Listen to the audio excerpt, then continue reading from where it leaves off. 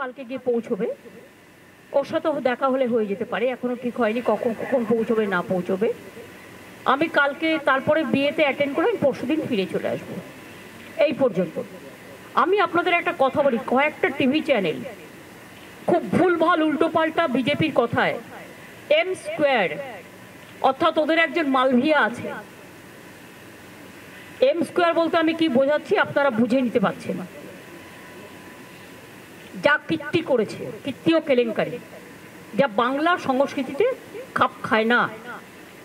বাংলা কেন, দেশেরও নয়। 2021 সালের একটা ঘটনা নিয়ে কোনো একটা টিভি চ্যানেল, যদিও এটা মুকেশজির TV channel, I am sorry to say, এখানে আমি কোনো কম্প্রোমাইজ করি না।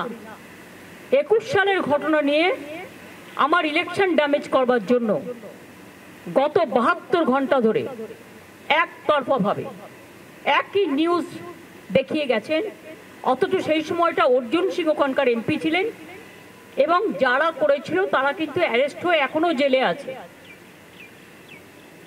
যেমন আমি আজকে একটা ঘটনা দেখলাম ভাইরাল করছে, রানীবাদে একজন মারা গেছে, সব মৃত্যুই দুর্ভাগ্যজনক। আমি খোঁজ নিয়েছি, নিয়ে জানতে পারলাম ওটা একটা ফ্যামিলি ম্যাটার, পার্সোনাল এনিমিটি,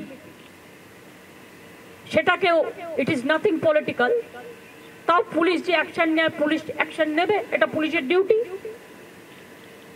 গত পরশুদিন একটা দেখুন, এতগুলো ইলেকশন হয়ে গেল, এতগুলো বুথ, মাত্র একটা বুথের একটা ইনসিডেন্ট নিয়ে এবিপি আনন্দ সারাক্ষণ কাল 24 ঘন্টা ধরে দেখিয়ে গেছে।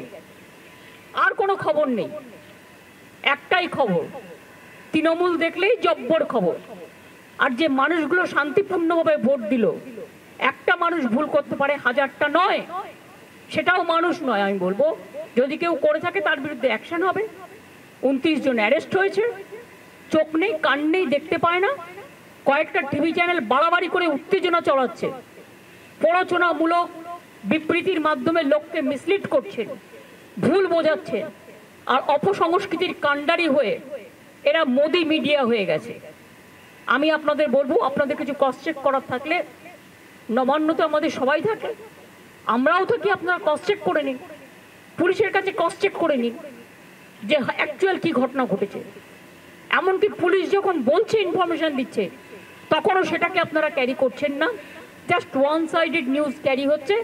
কারণ তা নাহলে বিজেপি আপনাদের ইনকাম ট্যাক্স রেড করবে, সিবিআই রেড করবে, ইডি রেড করবে। এটা দীর্ঘদিন চলতে পারে না। এটা আমি আপনাদের কাছে আবেদন জানাচ্ছি এখন। এরপর যদি আবেদনের কান না হয়, তখন আমি আইনের পথ দেখব। সরি, এটা আমায় বলতে আমি বাধ্য হলাম, তার কারণ ইলেকশনটাকে সামনে রেখেই নিউজ 18-এর এই প্ল্যানটা ছিল, এবং ইলেকশনটাকে ড্যামেজ করার জন্য এবিপি আনন্দের এই প্ল্যানটা ছিল। আর কতগুলো টিভি চ্যানেল আছে যাদের নাম আমি করতে চাই না, নাম করলে কষ্ট লাগে, তাদের পাবলিসিটি হয়। আই এম সরি, আমি তাদের বলতে চাই না। বাংলার আওয়াজ, বাঙালির আবেগ, জি 24 ঘন্টা।